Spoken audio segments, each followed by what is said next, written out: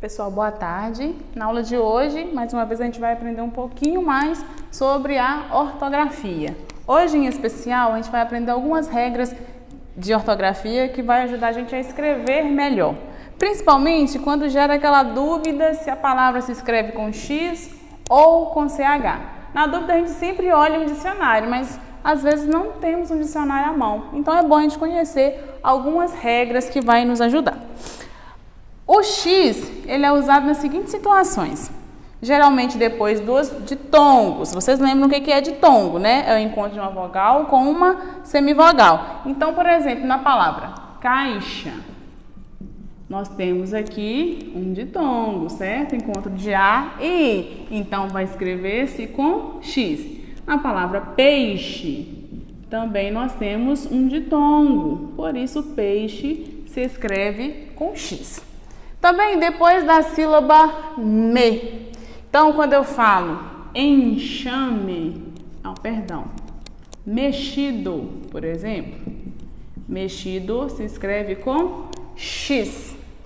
Então, toda vez que eu tiver uma sílaba me, eu vou lembrar que se tiver som de X, eu vou usar X. Aliás, som de X ou CH, a minha escolha sempre vai ser X, porque é depois da sílaba me.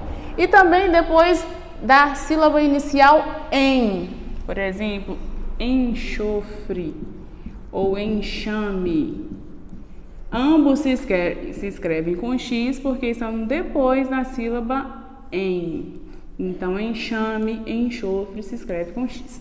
E também as palavras de origem indígena ou africana, como por exemplo a palavra xará e a palavra xingar. Geralmente as pessoas escrevem xingar com CH. Agora a gente não vai errar mais, a gente sabe que é com X. Existem algumas exceções a essas regras. Por exemplo, palavras derivadas de cheio, como encher, apesar de estar depois de em, olha, é derivado de cheio, então encher é com CH. Enchente também vai ser com CH. Preencher também. Então, tudo que vem de cheio, derivado da palavra cheio, vai ser escrito com CH. E as palavras derivadas de charco, como por exemplo, encharcar e encharcado. Vamos ficar atentos a essas exceções. Agora, o CH a gente usa em algumas palavras de origem estrangeira, como por exemplo, chapéu, que é francesa, salsicha, que é uma palavra italiana, e sanduíche, que é uma palavra inglesa. Então, nós vamos usar CH também nessas. E no verbo encher, como eu já tinha citado aqui, olha, encharcar, encharcado, enchente, tudo vai ser escrito com CH, bom? Vamos fazer um exercício rapidinho aqui, olha. Preencha com X ou CH. A primeira palavrinha é a palavra xingar. Xingar, nós aprendemos que se escreve com X devido à sua origem. Xará também é com X devido à origem indiana. Enxaqueca, olha a sílaba, olha, em. Então, enxaqueca é com X. Mochila se escreve com CH. E cachumba se escreve com X devido à origem da palavra. Agora, mais uma regrinha para duas letrinhas que também geram muita dúvida. G ou J. Como saber qual das duas eu vou usar? Usamos G mediante as seguintes situações. Diante de substantivos terminados em agem, igem e ugem. Então, todas as vezes que eu tiver essa combinação aqui, eu vou usar G. Por exemplo, garagem, foligem, ferrugem, se escreve com G. E nas palavras terminadas em ágio, égio, ígio, ógio e úgio, prestágio, privilégio, prestígio, relógio,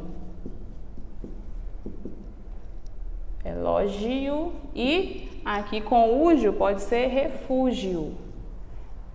Então, todas as vezes que a gente tiver essa combinação, essa terminação dos substantivos, a gente vai lembrar que se escreve com G e não com J. Já o J, a gente tem algumas outras regras para poder usar. Usamos J de acordo com os seguintes casos. Em formas verbais terminadas em jar, como por exemplo, viajar, enferrujar. Vamos lembrar de uma coisa. Quando eu escrevo o verbo viajar, é com J. Mas a palavrinha viagem é com G. Porque, de acordo com a regra, as palavras terminadas em agem se escreve com G. E as palavras terminadas em jar se escreve com J. Fiquem atentos a isso, tá? Também usamos J em palavras de origem tupi, africana, árabe ou ainda as palavras exóticas, como por exemplo, jiboia, jiló, que todo mundo gosta, jeito também, que a gente tem um pouquinho de dificuldade em escrever, se escreve com J.